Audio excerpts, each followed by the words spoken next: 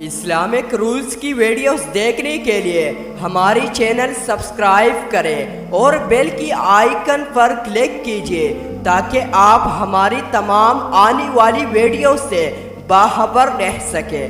شکریہ۔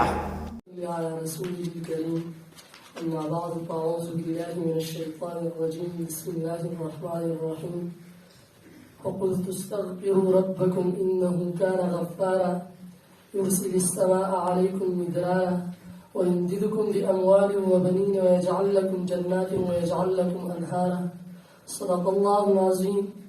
وقال النبي صلى الله عليه وسلم التائب من الذنب كمن لا ذنب له أو كما قال عليه الصلاة والسلام. محترم اساتذہ کرام اور میرے گلشن تحفیظ القرآن و تجوید کے ہم سفر اور ہم سبق بھائی و دوستوں، السلام علیکم ورحمۃ اللہ وبرکاتہ۔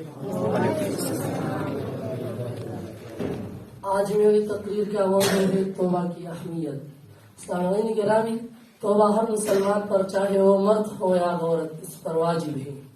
اللہ تعالیٰ کا مبارک ارشاد ہے، یا ایھا الذین آمنوا توبوا الی اللہ توبۃ نصوحا، اے ایمان والو اللہ کی طرف کامل توبہ کرو۔ حجت الاسلام امام غزالی رحمۃ اللہ علیہ فرماتے ہیں کہ توبوا امر کا صیغہ ہے اور یہ وجوب کے لیے ہے۔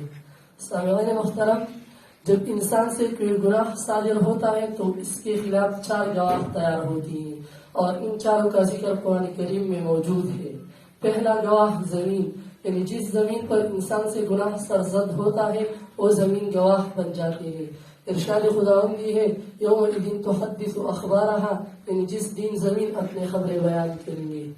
دوسرا گواہ انسان کے اپنے اعضاء ہوں گے۔ ارشاد خداوندی ہے، اليوم نختم على افواههم وتكلمنا ايديهم وتشهد ارجلهم بما كانوا يكسبون، جن اعضاء سے گناہ ہوتی ہے وہ اعضاء بھی قیامت کے دن گواہی دیں گے۔ تیسرا گواہ فرشتے ہوں گی، کیونکہ ارشاد خداوندی ہے، کرامن کاتبین یعلمون ما تفعلون، آپ کی گناہوں کے خلاف فرشتے گواہی دیں گی۔ چوتھا گواہ انسان کے اپنے عمل نامہ، وَإِذَا الصُّحُفُ نُشِرَتْ، انسان کے عمل نامہ بھی انسان کی گناہوں پر گواہی ہوں گی۔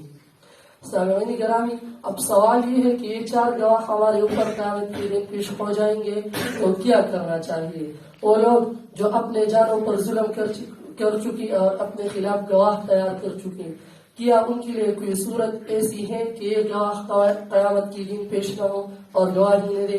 جی ہاں، میرے محبوب پیغمبر صلی اللہ علیہ وسلم، ساقی کوثر شافی محشر ربی کائنات کے محبوب امام المرسلین رحمۃ اللہ علیہ صلی اللہ علیہ وآلہ وسلم نے اس کا طریقہ بھی اپنے امت کو بتایا، اور وہ ہے توبہ، اور فرمایا التائب من الذنب کمن لا ذنب لہ، یعنی گناہ سے توبہ کرنے والا ایسا ہو جاتا ہے جیسا اس نے گناہ کیا ہی نہ تھا۔ اللہ اکبر کبیرہ۔ میرے عزیز دوستو، یوں تو اللہ جل شانہ کو اختیار ہے کہ بغیر توبہ سب گناہ معاف کروا دی، لیکن یقینی طور معاف کرنے کے لیے توبہ کرنا لازم ہے۔ صرف زبان سے توبہ کرنے کو توبہ نہیں ہوتی جبکہ دل سے توبہ نہ کیا جائے۔